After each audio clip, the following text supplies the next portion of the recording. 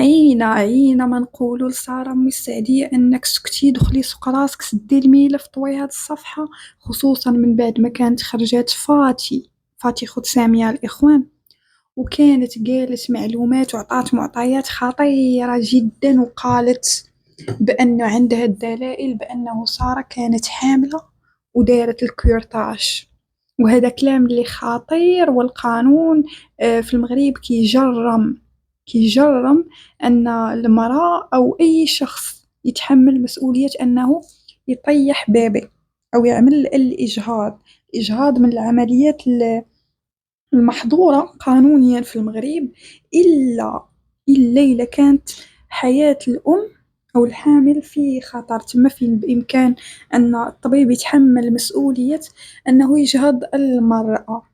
تكلمنا مع سارة في الأوقات اللي كانت كتحارب مع آه، سامية وخواتاتها، قلنا بأنه صافي يجمعوا طوى هاد الملف، وإلا الموضوع ممكن يمشي نحو القضية أو يولي كيشبه للقضية ديال ولد الشينوية الإخوان. عقلتوا على ولد الشينوية؟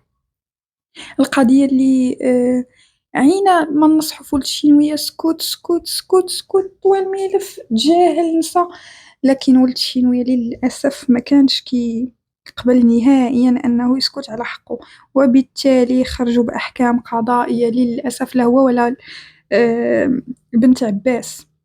المشكل أيضا اللي كان هو ديال نفس السيناريو، كيبان لي أنه كيتعاود، أنهم بجوجهم كانوا كيمشيو عند بدر المكناسي وبجوجهم كيطلعوا عند بدر وكيبقاو يهددوا في بعضياتهم وكيعطيو معطيات تما، وبالتالي المحكمة طبعا ما رحماتهمش من بعد.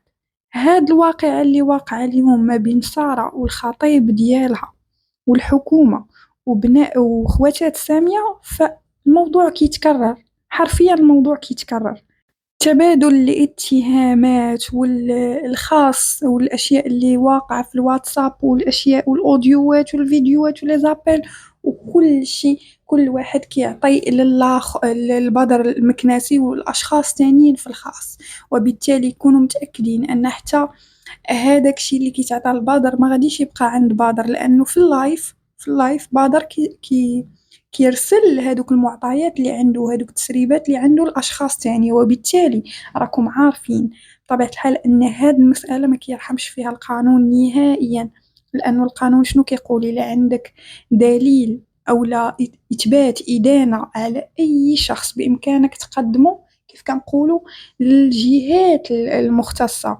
للأمن، ماشي للأشخاص والأفراد والأصحاب قنوات وأصحاب حسابات أو مشاهير.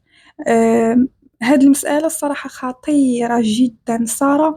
سارة تعرات اليوم، كيف كنقولوا حرفيا تعرات، لأنه تحطوا ليها كيف كيقولوا هما في الكوليس، حنا ماشي معاهم نهائيا وما شفناش هذيك الكواليس، لكن هما كيتكلموا على صور عارية، كيتكلموا على أن سارة صورات شي بنت معاها فاش كانوا كيديروا العملية.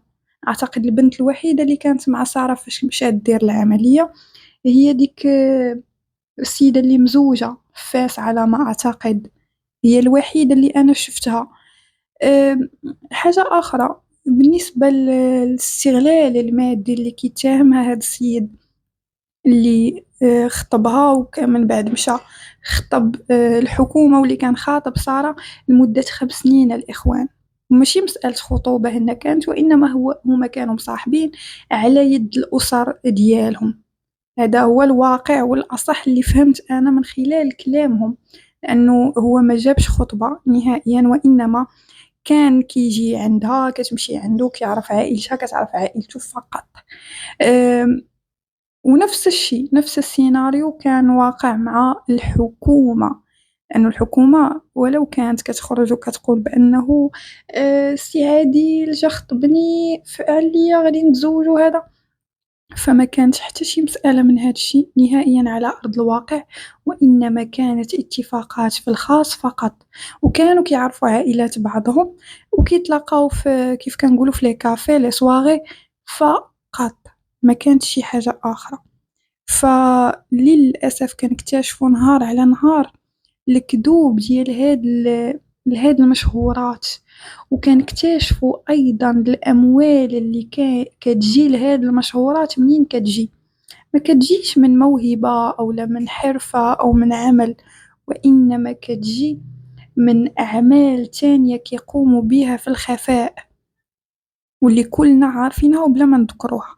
لأنه السيد بنفسه ذكر أنه كان كيبعت ليها فلوس، كانت كتشري بهم أشياء للبيت ديالها، كانت كتشري بهم أشياء للأسرة ديالها، كانت كتفرش بهم الدار ديالها. كان كيتكلم على فلوس، وفلوس اللي ماشي ساهلة نهائيا. كان كيقول بأنه فين ما كانت كتحتاج سارة شي حاجة كنت كنقدمها ليها وكنرسل لها الفلوس.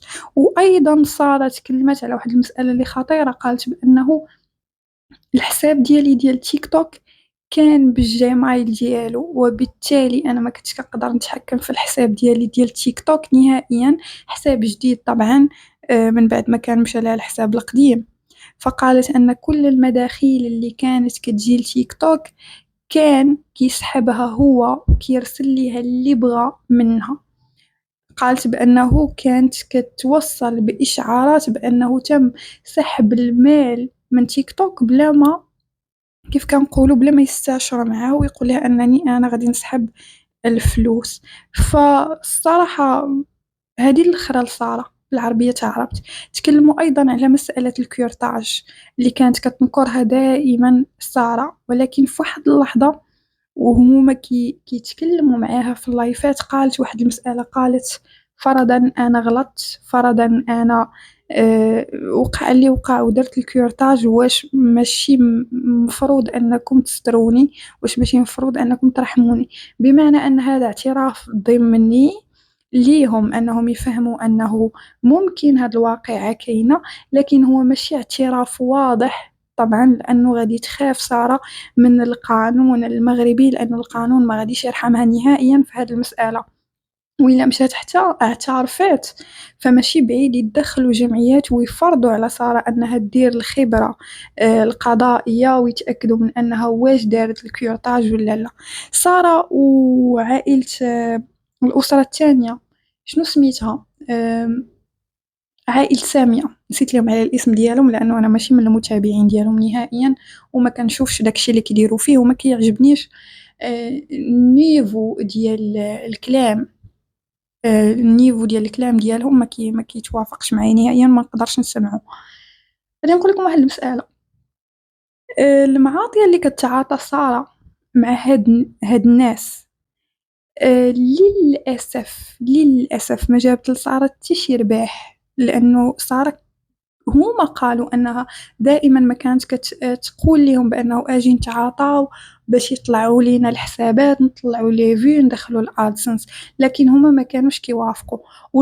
الواضح من خلال الخرجة ديال فاتي خوت سامية، واللي هي اللي بدات هاد الروينة وتكلمت على صاحب أو صديق ماشي صوفيا، صديق نوال الحكومة اللي طيراتو ليها سارة للأسف. وبالتالي سارة نوال انتقمت من سارة في نفس الوقت بأنها دات لها عادل. الحاج ماشي هو العادل، الحاج شخص وعادل شخص تاني. فالدراري ديال بدر المكناسي وأصدقائه كاملين كيتكلموا على أن نوال الحكومة وسارة كيديروا التبادل ديال الضحايا ديالهم، فين ما كيطيحوا على شي واحد كيفتخوه كتسالي منه هذيك كتعطيه لهذاك. المسائل هنايا بدات كتخرج الخوت على السيطرة. غادي نقول لكم واحد المسألة أخرى اللي الصراحة احتقرت هاد الناس، ما غاديش نكذب عليكم، احتقرت هاد المسألة اللي فيهم، ألا وهي هاد الناس كيسعاو لأنهم يديروا التجميل ولأنهم يظهروا عفوا بأحسن المظاهر. وهاد الناس كيحاولوا يبينوا لينا على أساس أنهم كيعيشوا في واحد المستوى، وأنهم ما كيعرفوش الناس اللي من أقل منهم نيفو أنه لكن وبالتالي مع الانفجار ديال هاد القضية كنكتشفوا أن هاد الناس ما كيسواوش، لا قيمة لهم حرفيا. علاش؟ لأنه آه، القيمة منين كتجي أساسا؟ القيمة كتجي من الإنسان شنو كيملك، سواء ثقافيا ولا ماليا ولا غيره وغيره. لكن هاد الناس علاش كنقول لكم لا قيمة لهم؟ لأنهم عندهم ما كيملكوا حتى شي حاجة، حتى الحياة الخاصة بهم كيبيعوها. تخيلوا أن واحد بايع حياته الخاصة هباء منثورا، فما عندوش شي حاجة اللي غادي نقيموه بها كيف كنقولوا. تخيلوا أن هاد الناس كيمشيو يديروا عمليات تجميل بلا ريال بلا جوج، كيخليو كيسمحوا للناس ما كيعرفوهم لا فين قراو ولا حتى شي حاجة، ما عندهمش معلومات على هاد الأطباء أساسا، كيخليوهم كيف كنقولوا يقطعوا ويلصقوا فيهم. ومن بعد بهذيك الأجساد اللي رخيصة تقطعت وتخيطت وتفصلت عند أطباء ما معروفاش الهوية ديالهم، من بعد كيجيو هاد الناس وكيبيعوها وكيعطيوها لأشخاص هكا بالمجان. أنا هاد المسألة ما نكذبش عليكم ألمتني وبشدة، ألمني المستوى اللي واصلين ليه. واش هاد الناس ما عندهمش عقل؟ واش هاد الناس لحمهم مات عليهم؟ ما كفاهمش أنهم يبيعوا لحمهم، أيضا الصبح شنو كيديروا؟ أيضا أصبحوا كيفصلوا ويقطعوا فيه. تخيل أن الإنسان وصلت به الجرأة لهذه المرحلة. فأنا غادي نطلب من كل من شاهد الفيديو أنه يخبط ديك لايك، تابوناو أيضا في القناة، قولوا لي الآراء ديالكم في هذه المسألة خوتي.